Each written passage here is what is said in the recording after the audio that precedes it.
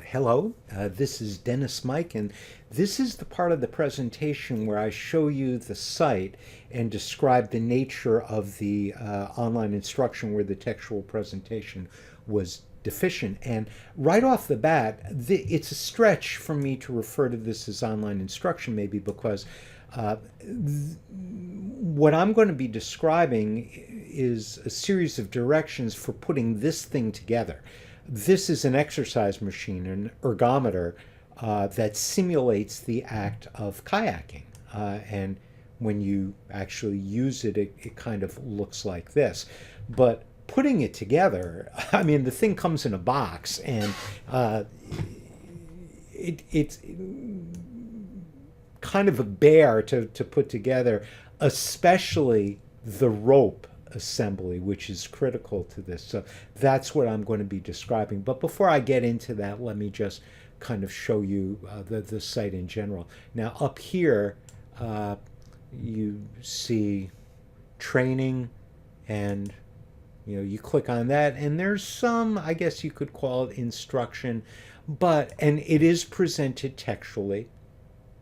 And in this case, I think it's presented relatively clearly. I'm not going to show you this because it's not what I'm referring to in the site. You're not going to see this in a document, but just, yeah, I mean, to give you a sense, every stage of the experience of using this thing is described textually. And again, I don't have a problem with it. I think that including a video, because this is a psychomotor skill, and I think that would be very useful. But,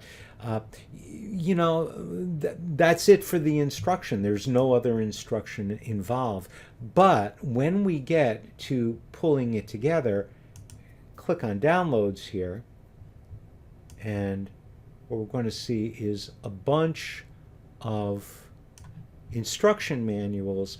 And the reason it's a stretch for me to use this is these are printed manuals and they just reside online. So I'm not sure you could call it online instruction, but nevertheless, I'm going to push on. So if I click on this, and I'm going to include this document later on in my presentation, the textual part of my presentation as well. You scroll down here,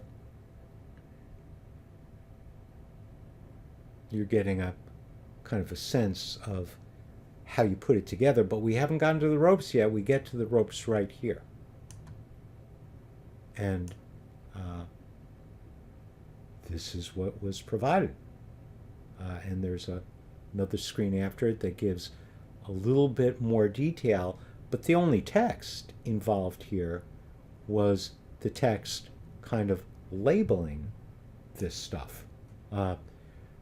And when it came time to put the ropes together, I had to call the guy that owns the company. He's become a friend. His name is Grayson Bourne. Cool name, Grayson Bourne.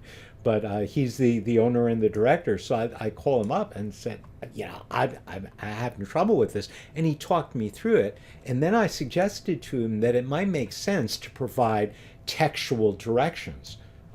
Or a video or something. So he said, that's really not a bad idea. And I said, well, I can do that for you.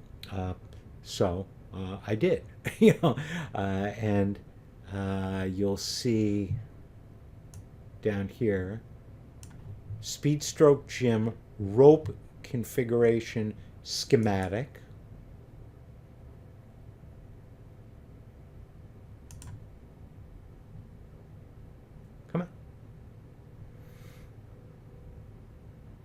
You could tell that there was more there because it took a while to open as opposed to the other one. This is what I wrote for him. And don't read it on the video because I'm going to be including the document a little bit later on. But, what we started with was a graphic, which in my view wasn't sufficient, where I thought text would be sufficient. And this is the text that I constructed for him.